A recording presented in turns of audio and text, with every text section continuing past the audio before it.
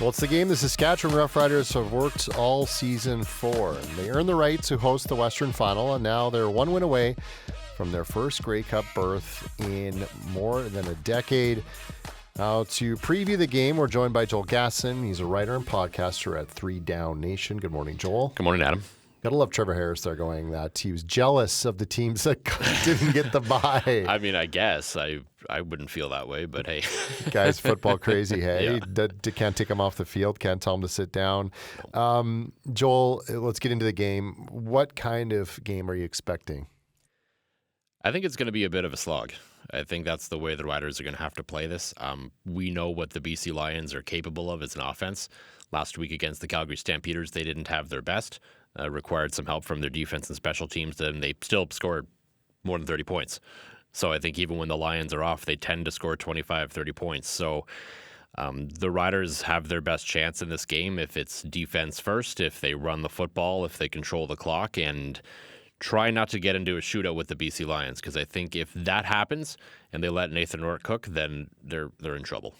So, it's really interesting because, I have the Riders earning that first place and the bye, and they're doing it on the backs of, their defense and some timely plays and quarterback play by Trevor Harris, some big plays to receivers, moving the chains, Angel Ouellette, kind of a balanced attack on offense. But as you say, the BC Lions are the high-powered offense in this game. It's not always what you see when you have 1 versus 2.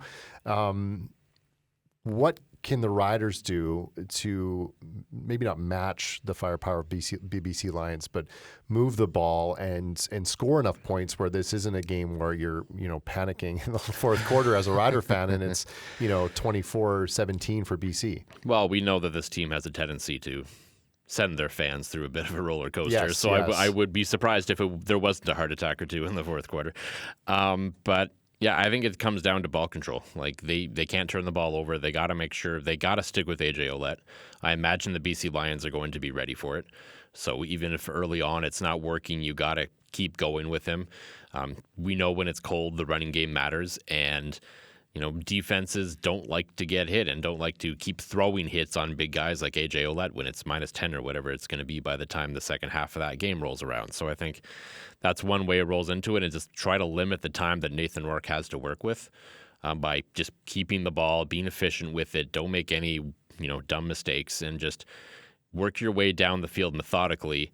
You have to throw in the odd punch, obviously. Like, you do have to take shots, otherwise that BC defense is just going to creep down and creep down and creep down and creep down. But for the most part, just play your game, play controlled football, and just try and stay in control of this game and not let the BC Lions dictate the terms. Do you think the layoff hurts the Riders? It can. I mean, we've seen that throughout the regular season. We've seen them be kind of iffy off their buys this year. And I guess the good news is, coming off his own sort of bye, Trevor Harris looked good against the BC Lions in the final week of the regular season after taking the week off in Winnipeg. We hadn't always seen that from him all year. So maybe some extra rest will be good for him. Maybe he was dealing with, an injury here or there. But yeah, it could be a slow start. And at that point, they're going, especially for the offense, if it's a slow start for the offense, they're going to need the defense to kind of let them in it through the first quarter. If they can get through the first quarter in a close game, if the BC Lions suddenly have 10, 17 points after 1, it could be a problematic day for sure. So, I think just as a CFL fan and someone who's watched these games over the years, it always seems that maybe one of the two teams that are hosting go down, and I don't know if I'm memory holing that or just making it up, but it seems like sometimes it happens, right? Yeah. What can we take away from the matchups that these two teams had already this season? Has so much time passed? It's such a long season, and the last matchup was obviously the stakes weren't as high for the Riders.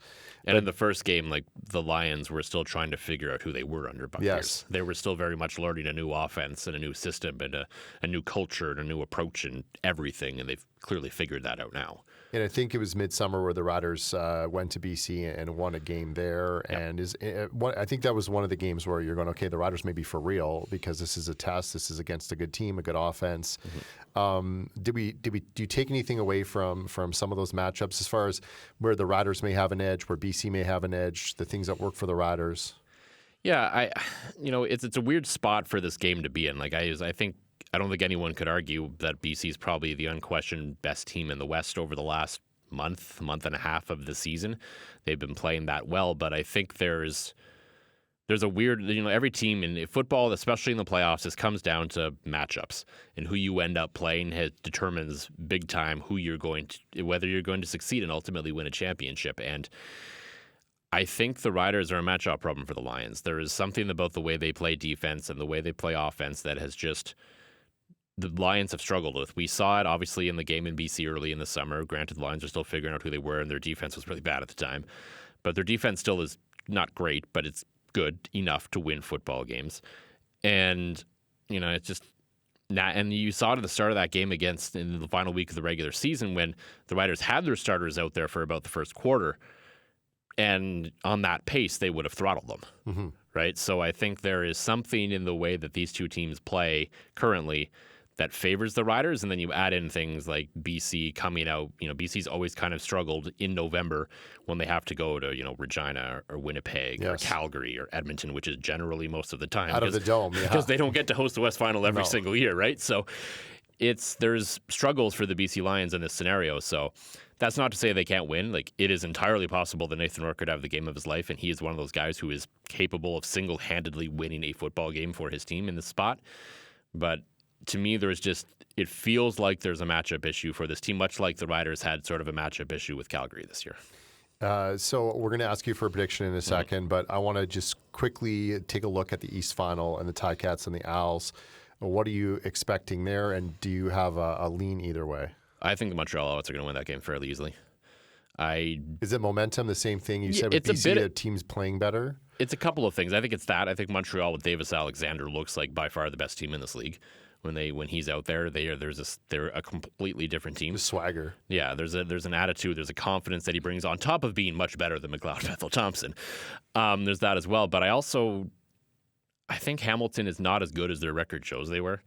I think everything we've learned about the Winnipeg Blue Bombers, and they lost by a ton to them. Like, there's question. I don't trust that Hamilton defense to really get the job done. So I think Montreal will probably win that game, fairly easily, 10-plus points maybe. Okay, so that leaves us with the Lions and the Riders. What do you think? I do think the Riders will win. I think they are the more balanced team. I think they have more depth overall.